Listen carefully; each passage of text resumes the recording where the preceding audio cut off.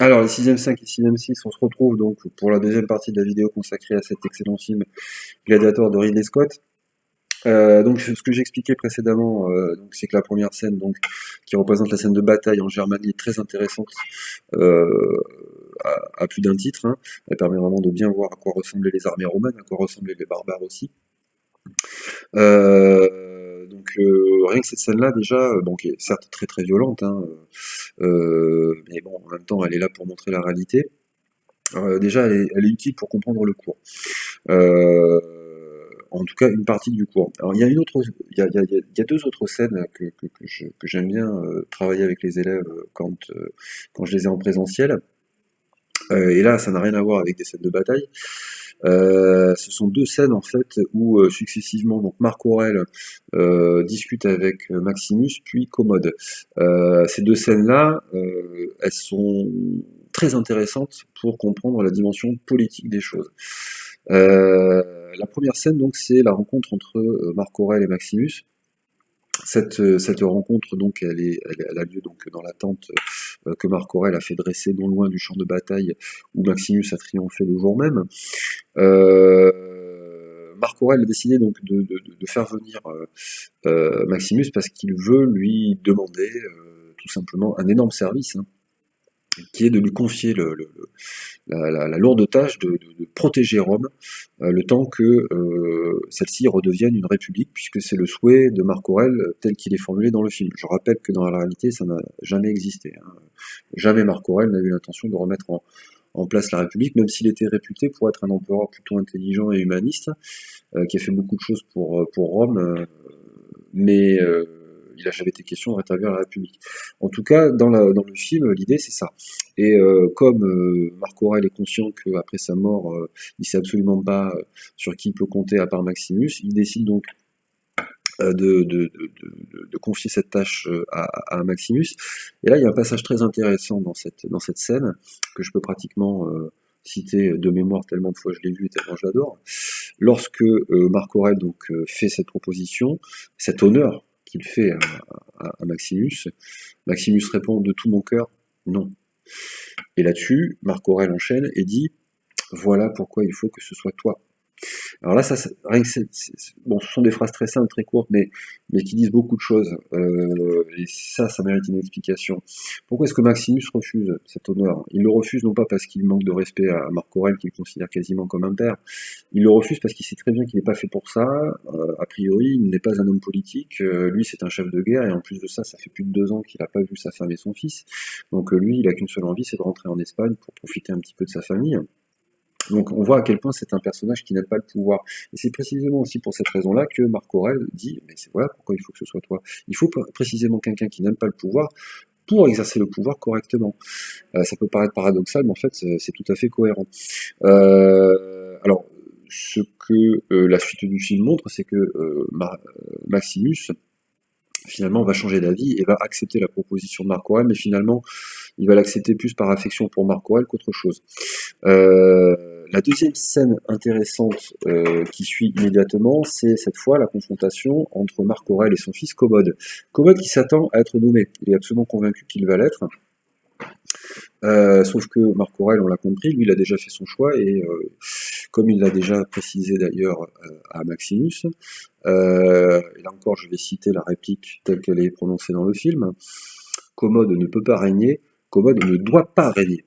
Donc ça veut dire que Marc Aurèle part du principe que son fils n'a pas les épaules, n'a pas l'étoffe, n'a pas le bon profil pour être un empereur, sachant que pour Marc Aurèle, pour être un empereur, il faut pas aimer, enfin, il suffit pas d'aimer le pouvoir. Ce qui est important pour Marc Aurèle, c'est surtout d'avoir de la sagesse, de la tempérance, un minimum de culture générale, de la patience, une certaine capacité d'écoute, autant de qualités que Commode ne possède pas, puisqu'en gros, Commode c'est juste un enfant gâté dont Marc Aurèle reconnaît qu'il ne s'est pas suffisamment occupé d'ailleurs, et qui a toutes les caractéristiques d'un futur tyran si jamais il arrive au pouvoir. Lorsque Commode comprend que son père ne va donc pas le nommer empereur, bon évidemment il affiche une déception terrible, il en a les larmes aux yeux, ce qui peut se comprendre, mais ce que Marc Aurèle n'avait pas imaginé, c'est que Commode avait quand même envisagé cette éventualité-là, et dans le cas où elle se réaliserait, et c'est ce qui se passe, bah, il a décidé de tuer carrément son propre père, c'est ce qu'on appelle un parricide. Donc là, effectivement, on repense très, très fortement à l'histoire entre Brutus et Jules César, par exemple. Ça s'est réellement produit dans la réalité, mais pas entre Marc Aurèle et Commode les vrais, hein. Marc Aurèle et Commode les vrais, on l'a déjà expliqué, il y a eu une transmission de pouvoir tout à fait classique, comme ça se faisait à l'époque. Ce qu'on peut dire aussi, c'est que Commode, le vrai, dans l'histoire telle qu'elle s'est réellement déroulée, a réellement pratiqué une dictature, mais c'était une dictature finalement assez classique à l'époque, tandis que dans le film, il va se comporter carrément comme un tyran, c'est-à-dire quelqu'un qui prend carrément du plaisir à faire du mal, et qui en plus de ça n'est pas non plus un très bon empereur, parce qu'en réalité, il se préoccupe pas des questions vraiment importantes que normalement l'empereur est censé traiter, parce que c'est sa responsabilité. Je vais y revenir un petit peu après, puisqu'il y a une autre scène très intéressante, qui est la première scène de confrontation, cette fois-ci entre Commode, lorsqu'il est devenu empereur, et les sénateurs. Alors là, je vais à nouveau faire un petit peu les présentations, parce qu'il y a beaucoup de personnages intéressants dans ce film. Il y a notamment un sénateur qui est mis en scène, qui est Gracchus, joué par Derek Jacobi, c'est lui. Donc lui, c'est un sénateur, un patricien, donc il appartient à l'élite de la société romaine, mais par contre, il s'intéresse beaucoup au peuple et à la plèbe, dont il veut améliorer le quotidien et au service de laquelle il se place. Et là, il se passe un truc, c'est que en fait, bah, très vite, lors de cette première rencontre entre Marc Aurèle et l'ensemble des sénateurs, dont principalement Gracchus qui prend la parole le plus, bah, on s'aperçoit à quel point Commode a pas du tout envie de se prendre la tête, hein, passez-moi l'expression, sur les questions un peu compliquées. Il fait semblant d'écouter ce qu'on lui dit, il n'hésite pas à être menaçant dès qu'on lui dit quelque chose qui lui déplaît. Donc finalement, on voit à quel point c'est pas un bon empereur en puissance, et de ce point de vue, ça illustre bien que Marc Aurèle, tel qu'il est présenté dans le film, avait raison de ne pas lui confier le pouvoir. Alors, il y a quand même un dernier personnage que je me dois de citer, qu'on voit à plusieurs reprises dans le film. C'est le seul personnage féminin important du film, donc rien que ça mérite d'être cité. C'est le personnage de Lucilla, ici présente, qui est une très très belle personne d'ailleurs, aussi une très belle créature, qui est la fille de Marc Aurèle, donc la sœur de Commode, qui joue un rôle important dans le film parce que c'est elle qui arrive un peu à ranger le coup à chaque fois que son frère aîné, à chaque fois que son frère tout court, donc Commode, commence à faire un peu n'importe quoi. Faut bien comprendre une chose, c'est que Commode, il est tellement dérangé psychologiquement qu'il voit des ennemis partout, y compris au sein de sa propre famille. Et Lucilla, clairement, se méfie de Commode, dont elle sait que c'est lui qui a tué leur père, même si elle fait comme si elle ne le savait pas, parce qu'elle veut se protéger.